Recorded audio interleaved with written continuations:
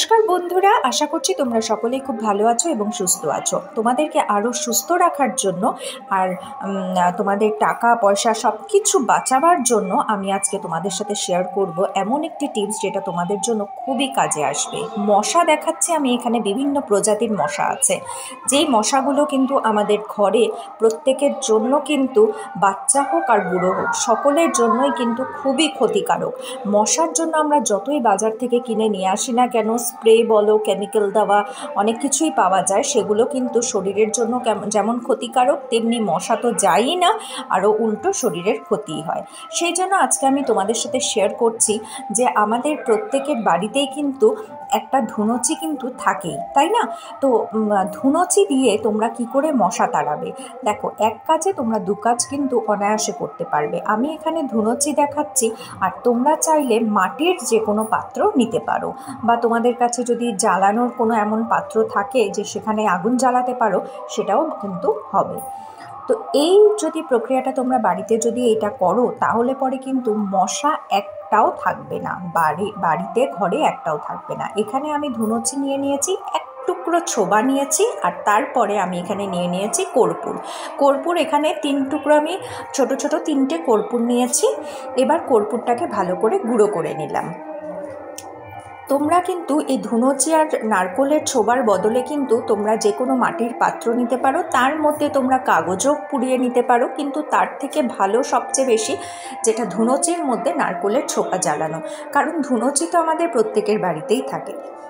তারপর যেটা সবচেয়ে জরুরি উপকরণ সেটা হলো তেজপাতা আর কর্পূর কিন্তু বাড়িতে জ্বালালে পরে ধুনুচির মধ্যে যদি তোমরা দিয়ে জ্বালাও, যেমন সুন্দর গন্ধ বেরোয়, তেমনি বাড়িতে যদি কোনো নেগেটিভ এনার্জি থাকে সেটাও কিন্তু দূরে চলে যায়। তোমাদের মন যদি খারাপও লাগে সেটা কিন্তু ভালো হয়ে যাবে এই গন্ধে।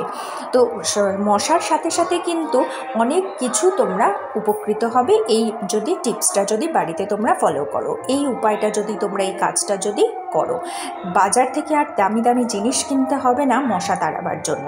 দেখো বন্ধুরা, আমি এখানে ঘি লাগাচ্ছি তেজপাতার মধ্যে। মনোরমা ঘি আমি এখানে নিয়েছি, তোমরা যেই ঘি ইউজ করো সেই ঘি তোমরা নিতে পারো। তেজপাতার মধ্যে ঘি লাগাতে হবে, আর সবগুলো তেজপাতা মানে যতখানি টাইম তোমরা জ্বালাতে চাও সেরকম হিসাবে তেজপাতার মধ্যে ঘি লাগিয়ে নিতে হবে ভালো করে। তেজপাতাটা অবশ্যই যেন শুকনো থাকে, ঠিক আছে?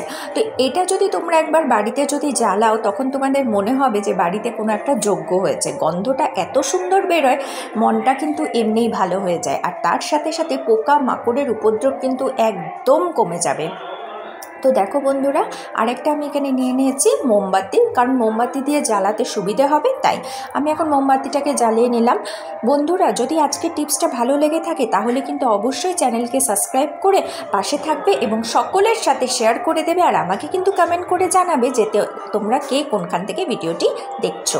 এবার দেখো, ধুনুচি আমরা প্রত্যেকেই জ্বালাতে পারি, তো ছোবার মধ্যে আমি এরকমভাবে ক্যান্ডেল দিয়ে জ্বালাচ্ছি মোমবাতি দিয়ে, যাতে চট করে ধরে যায়, সেই জন্য আমি এখানে মোমবাতিটা নিয়েছি।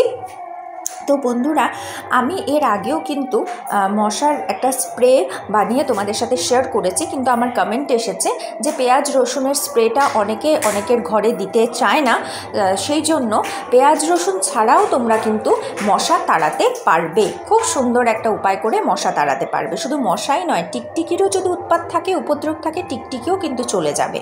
এবার দেখো, তারপর যখন অল্প অল্প ছোবাটা ধরে গেছে, তখন আমি এই যে ঘি লাগানো তেজপাতা কর্পূরের মধ্যে দিয়ে, মানে কর্পূর অল্প লাগিয়ে নিয়ে তেজপাতার মধ্যে, তারপর ধুনুচির মধ্যে দিয়ে দিচ্ছি, মানে ধূপটিটার মধ্যে দিয়ে দিচ্ছি।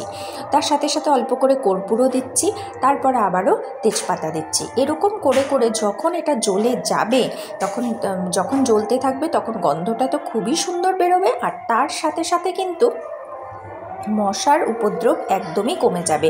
এই পুরো ধোঁয়াটা তোমরা যদি ঘরের মধ্যে ঘরে দাও, তাহলে ঘরের যত নেগেটিভ এনার্জি আছে সব কিছু কিন্তু দূরে চলে যাবে। মশার পোকামাকড়ের সাথে সাথে কিন্তু তোমাদের পজিটিভ এনার্জিতে ভরে যাবে তোমাদের ঘর। তো দেখো বন্ধুরা, এই যে এখন এর মধ্যে তেজপাতাগুলোকে, যে কটা তেজপাতা আমার কাছে আছে, মোটামুটি তেজপাতাগুলোকে আমি এখানে জ্বালিয়ে নিলাম। এবার আমি সারা ঘরে এই ধোঁয়াটা দেখাবো। তো দেখো বন্ধুরা, এখানে তোমার তোমাদের কর্পূর আছে, কর্পূরও দিয়ে দেবে। এই যে ধুঁয়োটা উঠছে, এই ধুঁয়োটা কিন্তু খুবই ভালো। তোমাদের ভেবো না এই ধুঁয়োটা শরীরের জন্য খারাপ, এই ধুঁয়োটা কিন্তু শরীরের জন্যও ভালো, আর প্লাস নিজেদের ঘরের জন্যও ভালো। আর তোমাদের মশা যেখানে সবচেয়ে বেশি, মানে যেখানে অন্ধকার জায়গা, মশা আসে, সন্ধেবেলা মশার উপদ্রব বেশি হয়, সেই সময় কিন্তু এই ধুনোচিটা সেখানে যদি দাও, মশা কিন্তু আর আসতে পারবে না। মশা বলো, অন্য পোকামাকড় বলো, টিকটিকি বলো, সব কিছু কিন্তু বাড়ি ছেড়ে পালিয়ে যাবে, উধাও হয়ে যাবে। তো আশা করছি আজকের টিপসটি তোমাদের কাজে আসবে এবং ভালো লেগেছে। যদি ভালো লেগে থাকে বন্ধুরা, তাহলে পরে কিন্তু আমাকে কমেন্ট করে জানাবে, প্রত্যেকের সাথে শেয়ার করে দেবে। আজকের জন্য এখানেই শেষ করলাম। ভালো থেকো, সুস্থ থেকো।